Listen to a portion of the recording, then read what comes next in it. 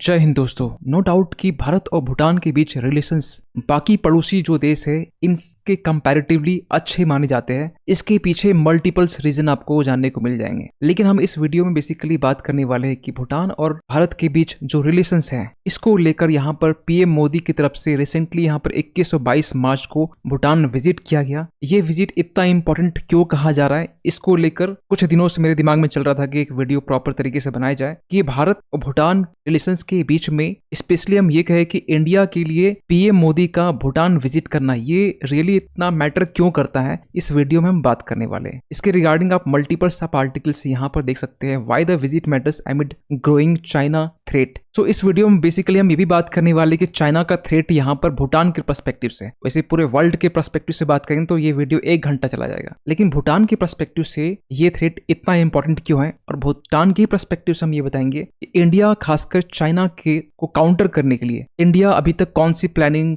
कर रखी है और आगे कौन सी प्लानिंग कर रही है, प्रॉपर तरीके से एनालिसिस करने वाले खासकर इस वीडियो में। तो शुरुआत करते हैं हम लोग। देखिए ये ना दूसरी बार ऐसा है कि जब प्राइम मिनिस्टर इलेक्शन कमीशन की तरफ से इलेक्शन की डेट अनाउंस करने के बाद में, आपको पता होना चाहिए कि 18 अप्रैल से लेकर आपका 4 जून तक ये मॉडल कोड ऑफ कंडक्ट इस टाइम इंप्लीमेंट होने वाला है। इलेक्शन के डेट भी इशू कर दिए गए हैं और इलेक्शन डेट इशू करने के बाद में पीएम मोदी दूसरे प्राइम मिनिस्टर हैं जो विदेश यात्रा में गए हैं। तो आपके दिमाग में ये क्वेश्चन उठ रहा होगा कि पहला फिर कौन है। 2009 के टाइम में उस वक्त के प्रधानमंत्री डॉक्टर मनमोहन सिंह ये इलेक्शन डेट अनाउंस होने के बाद में यूके विजिट में गए थे। वो कुछ अलग मैटर है, इसमें हम इंक्लूड नहीं करना चाहेंगे। तो यहाँ पर डायरेक्टली पीएम मोदी जो भूटान ट्रिप है ये करके कहीं ना कहीं एक सिग्नल देने की कोशिश कर रहे हैं कि भूटान और इंडिया के बीच में जो टाइज हैं, जो रिलेशंस हैं, कितना इंपॉर्टेंट रखता है अपने आप में, क्योंकि लोकसभा इलेक्शंस कुछ मंथ के बाद कंडक्ट होने वाले हैं और ऐसे टाइम में नेबरहुड फर्स्ट पॉलिसी को प्रायोरिटाइज करना ये अपने आप में एक बहुत बड़ी बात होती है और इसे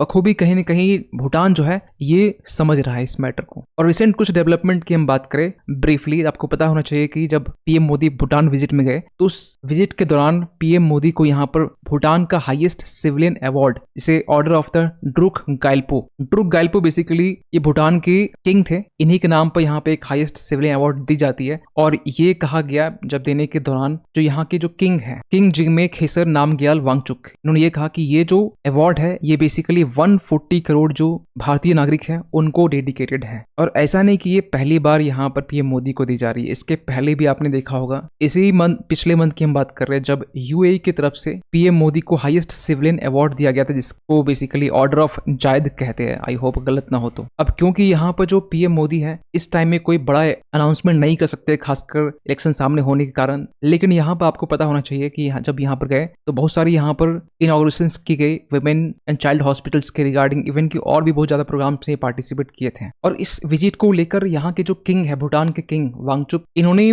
पीएम मोदी को प्रेज किया है, इनके लीडरशिप को प्रेज किया है। इंडिया की जो प्रॉमिसिंग फ्यूचर है वो किस तरीके से वो आगे लेके जा रहे हैं। इवन कि जब पीएम मोदी जब रिटर्न इंडिया आते उसके बाद में पीएम मोदी की तरफ से ट्वीट की जाती है कि जो स्पेशल गेस्चर जो प्रोवाइड किया गया, ऑनर दिया गया पीएम मोदी को, इसको लेकर, और इसके बदले में यहाँ पर भूटान के जो पीएम, रिसेंट पीएम है, क्योंकि आपको पता होना चाहिए कि भूटान में जनवरी के टाइम में इलेक्शंस कंडक्ट हुए थे, इसमें सेरिंग तोब्गे ये पीएम नेक्स्ट बन के निकलते हैं। इनके तरफ से भी एक बिग थैंक कहा गया और कहा गया a big thank you to my brother, कि आप इतने बिजी शेड्यूल में वेदर कंडीशंस ठीक होने ना होने के बाद भी अपनी जो भूटान ट्रिप है आपने कंप्लीट की। मींस ये बेसिकली एक मोदी की गारंटी है। इवन कि जब भूटान की यात्रा में गए तो एक इंपॉर्टेंट प्रोजेक्ट्स को लेकर यहाँ पर बात की गई, उसे एक्सप्लोर किया जाएगा। हाइड्रो पावर प्रोजेक्ट एक नया जो बेसिकली पुनाट सांगचू 2 हाइड्रो पावर जो प्रोजेक्ट है, इसको लेकर प्रॉपर तरीके से एक अलग वीडियो हम बनाएंगे जब इसकी शुरुआत होगी तब। तो इसको लेकर भी यहाँ पर जो एक्सप्लोर करने की बात की गई। और ना दोनों देश आज के टाइम में एक म्यूचुअल ट्रस्ट और गुडविल दोनों रखते हैं, चाहे भूटान की बात करें या फिर इंडिया की हम बात करें, क्योंकि भूटान और भारत के बीच जो रिलेशंस हैं, कहा जाता है ये स्पेशल रिलेशंस है जो कहीं न कहीं 1949 के टाइम में इंडो भूटान फ्रेंडशिप ट्रीटी के तहत में इसे स्टार्ट किया गया और अब तक, इवन की एक टाइम 2007 के टाइम में जब इसे थोड़ा सा अपडेट किया गया। एक्चुअली अपडेट इस बात को लेकर था कि भूटान इसके बाद से जो फॉरेन मैटर या फॉरेन अफेयर्स जो रिलेशंस है इसको लेकर खुद वो डील करेगा। और इसके बाद में आपको देखने को मिला इस तरीके से यहाँ पर भारत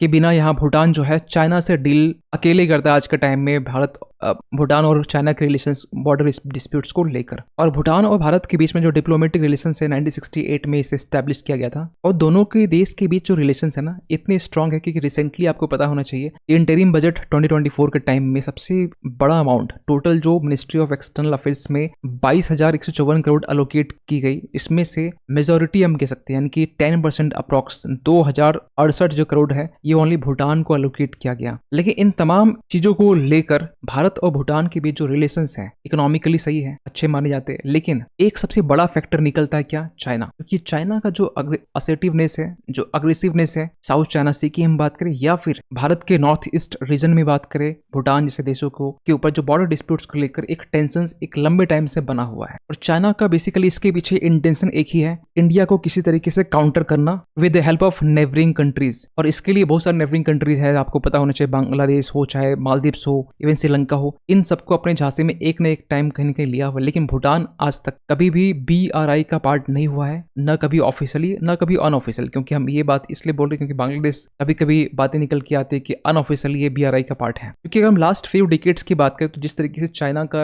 इकोनॉमिक राइज या फिर जो पॉलिटिकल असर्टिवनेस है जो देखा गया है, इसको लेकर इंडियन सब कॉन्टिनेंट में कहीं ना कहीं इंडिया के जो नेचुरल प्राइमेसी है इसे चैलेंज करता है चाइना का असर्टिवनेस। और इसमें सबसे इंपॉर्टेंट जो फैक्टर है वो है बेसिकली चाइना का लैंड एक्सपेंशन। मीन्स ये हुआ चाइना का लगभग हर एक पड़ोसी देश के साथ में, चाहे वो उनकी सीमा लगा हो, चाइना लगा हो, चाहे समुद्री सीमा क्यों लगा हो, उनके साथ में बॉर्डर डिस्प्यूट्स है, लैंड का डिस्प्यूट्स है। तो उसी सीरीज में भूटान भी एक ऐसा देश है जिनके साथ में बॉर्डर का डिस्प्यूट्स है। क्योंकि अगर आप मैप में देखें तो यहाँ भूटान का जो बेसिकली लोकेशन है यहाँ पर है। और चाइना ये मानता है कि तिब्बत जिस तरीके से वो 1959 में जब उसे कब्जा आया उसके बाद में चाइना की जो निगाह है वो 5 फिंगर में, 5 फिंगर बेसिकली चाइना कहता है। अक्साई चीन तो वो बेसिकली अपने कब्जे में लेके बैठा हुआ है, नेपाल दूसरा फिंगर है, सिक्किम है, भूटान है और आपका अरुणाचल प्रदेश है, इसमें भूटान भी एक फिंगर है। और इसके लिए चाइना जो है वो अक्सर अपने छोटे छोटे जो पड़ोसी देश है उनके साथ में एक ग्रे जोन वॉरफेयर टैक्टिक्स जो वो अप्लाई करता है। ग्रे जोन वॉरफेयर टैक्टिक्स क्या होता है? एक्चुअली इसके जरिए न हम किसी दूसरे देश के साथ में वॉर की सिचुएशन में होंगे, ना दूसरे देश के साथ में हम पीस करना पसंद करेंगे। मीन्स ये चाइना वो देश है जो फुल फ्लेज्ड वॉर भी नहीं चाहता है और पीस को भी स्टैब्लिश नहीं करना चाहता है, तो उसे कहते हैं ग्रे जोन वॉरफेयर। और ये लगभग हर एक आइलैंड कंट्री, फिलीपींस, वियतनाम के साथ में, चाहे हम और जो बाकी जो देश है उनके साथ में सेम रवैया अपनाता है। इवन कि भूटान के साथ भी सेम टैक्टिक्स यूज करता है। और इसको लेकर हमारे जो chief of defence staff recently ये कहते हैं, ये मार्च 4 का आर्टिकल्स है कि चाइना जो है वो ग्रे जोन वॉरफेयर के जरिए छोटे छोटे जो आइलैंड कंट्री है उसे क्लेम करता है, फुल फ्लेज्ड वॉर भी नहीं करना चाहता है और पीस को भी कहीं न कहीं वो नहीं बनाकर रखना चाहता है। तो भूटान के साथ जो चाइना का बॉर्डर डिस्प्यूट्स है वो देखा जाए तो मेजर तौर पर ये 3 पॉइंट पर देखा जाता है। अगर नॉर्थ की हम बात करें तो यहाँ जाकरलंग और पासमलंग जो है बेसिकली 495 स्क्वायर किलोमीटर का एरिया है, यहाँ पर डिस्प्यूट्स है। और एक आपको वेस्टर्न मिल जाएगा यानी कि यहाँ पर डोकलाम, जहाँ पर 2017 के टाइम में डोकलाम क्राइसिस जो कॉन्फ्लिक्ट है वो देखने को मिला था। और ये जस्ट ये ट्राई जंक्शंस पर है, मीन्स यहाँ भूटान भी है, इंडिया भी है और चाइना का बॉर्डर यहाँ पर 3 पॉइंट पर टच होता है। और भूटान इसको लेकर पिछले साल की हम बात करें तो भूटान के जो फॉरेन मिनिस्टर है वो चाइना विजिट किए थे। 25th राउंड जो टॉक्स है वो चली थी, जिसको लेकर कुछ बातें यहाँ से निकल के आ रही थी कि चाइना और भूटान के बीच में 3 स्टेप रोड मैप को लेकर बातें आगे बढ़ रही है। और 3 स्टेप रोड मैप बेसिकली ये एक्चुअली ये था कि भूटान इसमें ये चाहता है कि जहां पर बॉर्डर डिस्प्यूट्स है वहां सबसे पहले टेबल में मीन्स पेपर में आप उसे डिमार्केट कीजिए, डिमिलिटेशन कीजिए, उसके बाद में दोनों जो देश है वो एग्री करेंगे और तीसरे में ग्राउंड विजिट करने के बाद में फिर एक प्रॉपर तरीके से डिमार्केशन की जाएगी। इसको लेकर चाइना जो है अभी तक इस चीज को जो 3rd पॉइंट है कि बॉर्डर जो ग्राउंड लेवल में जाकर डिमार्केशन करना, इसको लेकर एग्री नहीं है। चाइना ये कहता है कि हम 2 स्टेप रोड मैप को फॉलो करेंगे, मीन्स ग्राउंड में जाकर प्रॉपर तरीके से डिमार्केशन नहीं करेंगे। और ये जो बॉर्डर डिस्प्यूट्स भूटान के साथ में ना ये बहुत लंबे टाइम से नहीं है। अगर आप 1870s के टाइम में देखेंगे तो उस टाइम के किंग पोलहेन सोनम तोब्गे ये जो बेसिकली थे, इन्होंने पहली बार ये कहा था कि जो भूटान है वो तिब्बत का हिस्सा है, क्योंकि उस वक्त तिब्बत एक स्ट्रॉन्ग रीजन था, स्ट्रॉन्ग देश था उस समय ये कह सकते हैं। और इसके बाद में 1930s के टाइम में चाइना के जो माओ है इन्होंने यहाँ पर ये कहा, उस वक्त तिब्बत चाइना का पार्ट नहीं था, लेकिन उस वक्त ये कहा कि तिब्बत का जो बेसिकली क्लेम है भूटान के ऊपर ये सही है। और इसके बाद जब तिब्बत चाइना के कंट्रोल में आ चुका था 1959 के आसपास में, उसके बाद से चाइना भी ये बातें रिपीट करने लगा। इवन कि इसके अलावा हम बात करें तो यहाँ पर जस्ट आप भूटान के ईस्ट में जाएंगे तो साक्तिंग वाइल्ड लाइफ सेंचुरी है जो तवांग से बिल्कुल सटा हुआ नजदीक है, इसको लेकर भी चाइना कभी कभी क्लेम करता है। इवन कि सबसे बड़ा एक कंसर्न ये है कि चाइना आज के टाइम में जो बॉर्डर एरियाज हैं वहां पर विलेज कंस्ट्रक्ट कर रहा है, जहां पर डिस्प्यूटेड जोन है खासकर वहां पर विलेज कंस्ट्रक्ट कर रहा है। इसके रिगार्डिंग भी हमने वीडियो पहले से बनाया है। मैक्सर की जो इमेज आई थी इसको प्रॉपर तरीके से हमने इमेज के साथ आपको दिखाया था। तो सवाल निकलता है कि भारत यहाँ पर चाइना काउंटर करने के लिए क्या कर रहा है विद रेस्पेक्ट टू भूटान। देखिए, सबसे पहली बात यह कि जब भूटान और चाइना के बीच में बॉर्डर टॉक्स को लेकर जब बातें चल रही थी, इसको लेकर इंडिया की पैनी नजर थी भूटान के ऊपर में। जब वहां पे इलेक्शन कंडक्ट हुए, प्राइम मिनिस्टर जो है वो चेंज हुए, सेइंग तोब्गे यहाँ पर आते हैं, उसके बाद से यहाँ पर भूटान की जो नीड्स हैं, भूटान के जो कंसर्न्स है, इसको लेकर इंडिया और भूटान के बीच में कहा जाता है रिसेंटली इस पर भी यहाँ पर बात हुई है भूटान के पीएम